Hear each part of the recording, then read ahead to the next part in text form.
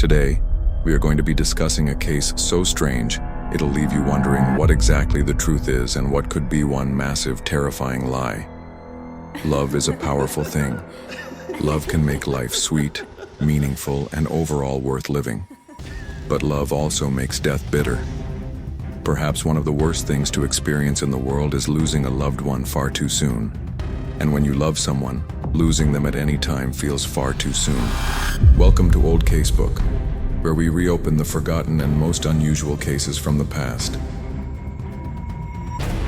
Today we explore one of the strangest mysteries ever recorded, the chilling case of the death party. A night that began with music, drinks, and celebration, but ended in fear, tragedy, and unanswered questions. What really happened behind those closed doors? Let's open the Old Casebook and uncover the truth. If you enjoy true crime, mysteries, and true stories, be sure to hit the like button and subscribe.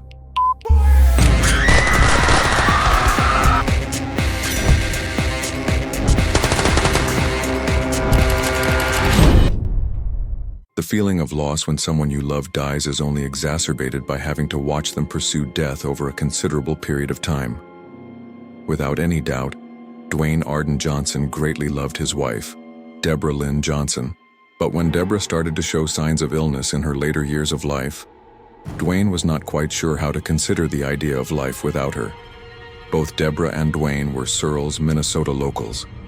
She learned that she had both diabetes and high blood pressure when she reached her early 60s.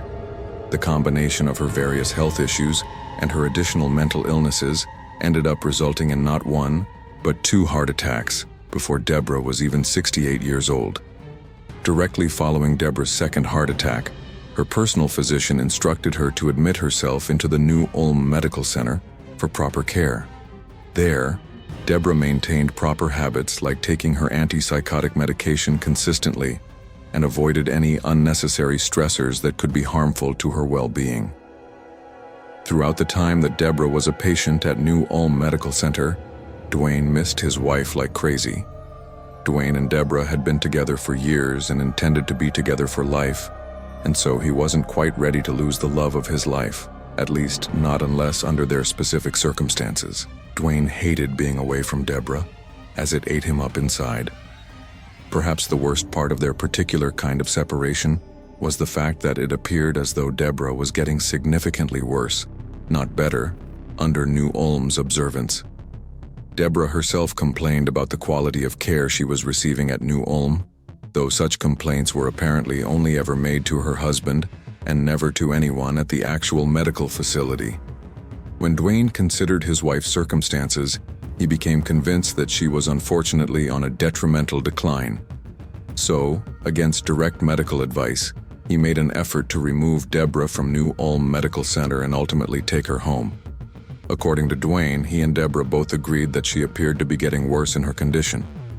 Dwayne told Deborah that he simply couldn't watch her suffer anymore, and she agreed, allegedly even begging him to take her home from the nursing facility.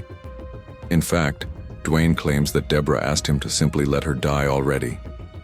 After successfully removing his 69-year-old wife from her care center, Dwayne rushed Deborah home and assured her that the two of them had made the right decision. According to him, the last thing Deborah wanted was to rot away and slowly die within the walls of New Ulm. So Dwayne proposed an alternative. He suggested that they should celebrate Deborah's life and ultimately her death. Since she was no longer receiving proper medical care, Dwayne assured her that she would likely die any day, as she had already expressed she wanted. He then offered to throw her what he referred to as a death party to send her off. According to Dwayne, Deborah fully agreed with the idea and was willing to participate in such a morbid-sounding event. Dwayne got to planning a death party he believed was worthy of his wife. He collected all her favorite foods, drinks, and, according to court documents, meth. In mid-January of 2019, Dwayne threw Deborah a party that the two would never forget. Well, at least one of them would never forget. He prepared their entire Searles home for the event, painting the words "Death Pard God Hell" on the front door and blasting music inside the house. He claimed that he and Deborah's favorite band had always been Quiet Riot, so he played every Quiet Riot album throughout the party. Dwayne allegedly instructed Deborah to stop taking her prescribed medications, saying they would only make her transition into death more difficult. Over the course of a few days, the couple allegedly rocked out to Quiet Riot while doing meth and eating a variety of their favorite foods. During the party, Dwayne noticed that Deborah had reached a point where she could no longer eat or drink. He assumed it was because she was dying rather than having a negative reaction to the drugs. Wanting to keep her hydrated, he took snow from the yard and attempted to scoop some into her mouth to moisten it. At that point in the death party, Deborah began to convulse violently. Dwayne said that Deborah's convulsions became so severe that he begged her to let him call for help. During this time, he claimed that Deborah repeatedly reminded him that the whole purpose of taking her away from New Ulm was to keep medical professionals from interfering with her transition into death. He also said that Deborah had disabled the telephone herself before the start of the death party, so he would not be able to call for help at any point. As her convulsions worsened, Dwayne realized her time was running out. He claimed that Deborah practically begged him to sleep with her one last time before she died, and although she could not properly speak while they were having intercourse, he insisted that her body had told him she was enjoying it. Dwayne further asserted that when they finished, Deborah was no longer trembling and was more at peace. As it became clear she was taking her final breaths, Dwayne said the reality of the situation began to sink in, so he turned up the music so she wouldn't hear him cry as she passed away. According to him, they were listening to Metal Health, Bang Your Head by Quiet Riot when Deborah finally appeared to be dead. Dwayne checked to make sure she had truly passed before calling the police to report that his wife was dead inside their house. When police arrived at the Johnson residence, they reported finding Dwayne running toward the front door completely naked, screaming at the top of his lungs, "My wife is dead upstairs." According to officers, he then ran back into the house, shouting that he needed to wash this stuff off himself. When the police followed him inside, they found him sitting in the bathtub in the downstairs bathroom, washing himself with soap and bleach. While in the tub, Dwayne explained that Deborah had been shaking so violently that he couldn't bear watching her flop around anymore.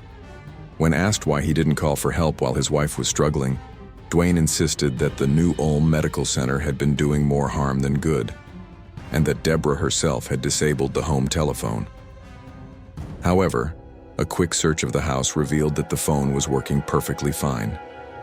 Officers were stunned to discover that Dwayne was telling the truth about his wife being dead. They found Deborah's body wrapped in a sheet, secured with a belt, at the top of the staircase. When asked why he wrapped her in the sheet, Dwayne claimed he had prepared the dead like the Bible told him to, by cleaning her, making her beautiful, and wrapping her in linen.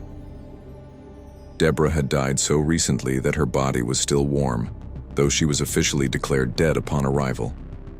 Dwayne was later charged with her murder after the autopsy revealed she had not died of natural causes, but from a methamphetamine overdose, allegedly brought on by him.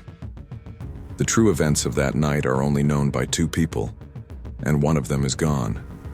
Did Deborah really want to go out the way she did, with a meth-induced heavy metal bang? Or was her death the result of something much darker? Did Dwayne take her life out of pity for her failing health, or was it an act of cold blood? Unfortunately, the truth may never be known. But what we do know is that love can be frightening, and it can push people to do terrifying things. And that brings us to the end of the chilling case of the death party, a mystery filled with strange events, conflicting stories, and clues that still leave investigators puzzled even today. If you found this case intriguing, make sure to subscribe to Old Casebook and press the bell icon so you never miss another forgotten mystery. Thank you for watching, and until next time, keep the old cases alive.